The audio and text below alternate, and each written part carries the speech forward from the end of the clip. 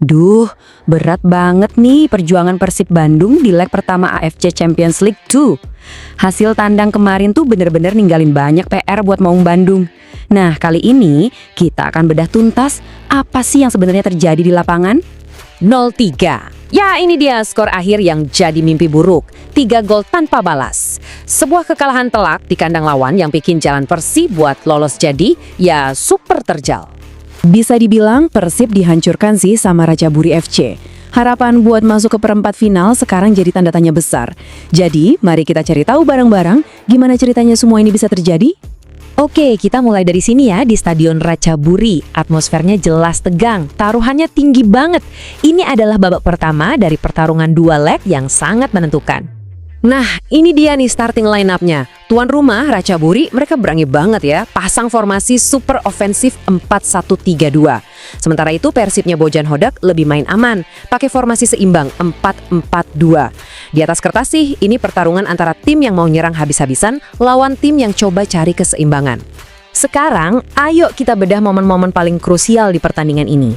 Gol demi gol, kita bakal urai gimana ceritanya skor 3-0 ini bisa terbentuk. Coba deh perhatiin polanya. Gol cepat di awal banget, terus gol lagi pas awal babak kedua, dan ditutup di menit-menit akhir. Ini nunjukin banget gimana Racaburi bener-bener ngontrol tempo permainan dari awal sampai akhir. Gila, baru 5 menit loh pertandingan jalan, gawang Persib udah jebol. Pedro Tanah dapat umpan pendek di kotak penalti, langsung nembak pakai kaki kiri, dan gol. Teja Paku Alam gak bisa berbuat banyak. Awal yang bener-bener gak kita harapkan. Tapi bukan berarti Persib diam aja loh. Di menit ke-25 ada satu momen harapan. Umpan lambung dari Frans Putros disambut sundulan tajam William Barros. Sayang banget, kiper lawan tampil cemerlang, berhasil nepis bola. Seenggaknya, ini bukti kalau Persib bisa kok ciptain peluang berbahaya. Nah, masuk babak kedua, ceritanya, wah, berubah total. Dinamika permainannya bener-bener beda setelah turun minum. Mari kita lihat. Kontras banget kan? Babak pertama, walau ketinggalan 1 gol, Persib masih kelihatan ngelawan, masih ada peluang. Tapi di babak kedua, kayaknya Persib kehabisan bensin, dan Racaburi makin menjadi-jadi, nggak ngasih ruang sama sekali. Dan ini dia gol keduanya yang bikin makin nyesek.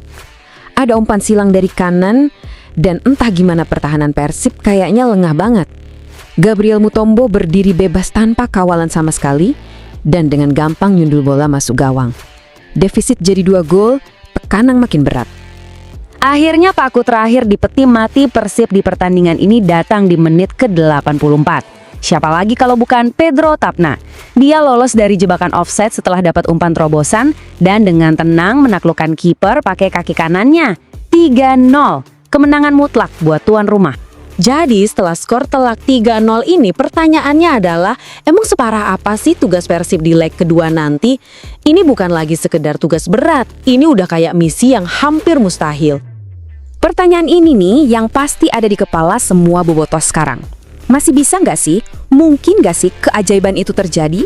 Mampukah Maung Bandung melakukan comeback yang luar biasa? Oke, sebelum kita ngunungin soal keajaiban, kita harus paham dulu aturannya. Di fase gugur ini, sistemnya agregat. Artinya, total gol dari 2 pertandingan dijumlahin. Jadi, kekalahan 0-3 ini adalah utang 3 gol yang harus dibayar lunas. Bahkan lebih. Jadi, hitung-hitungannya gini. Sederhana aja. Pertama, wajib menang. Itu udah harga mati.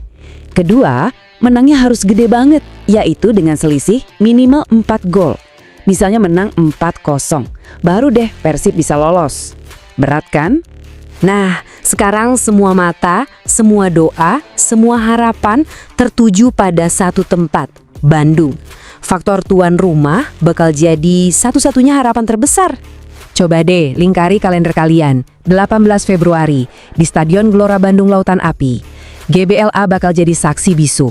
Apakah Persib bisa menciptakan sejarah atau mimpi mereka harus terkubur di sana? Sang pelatih sendiri, Bojan Hodak, udah ngasih kode keras nih. Dia tahu betul timnya butuh sesuatu yang lebih. Dia secara terbuka meminta dukungan penuh supporter, meminta GBLA jadi lautan biru untuk memberi suntikan energi luar biasa buat para pemain. Dan kita tutup dengan pertanyaan ini. Dalam sepak bola, kita tahu semua hal bisa terjadi. Tapi pertanyaannya adalah, apakah gemuruh puluhan ribu bobotoh di GBLA nanti cukup untuk jadi pemain ke-12 dan menginspirasi sebuah kebangkitan yang akan selalu dikenang? Kita tunggu jawabannya di Bandung.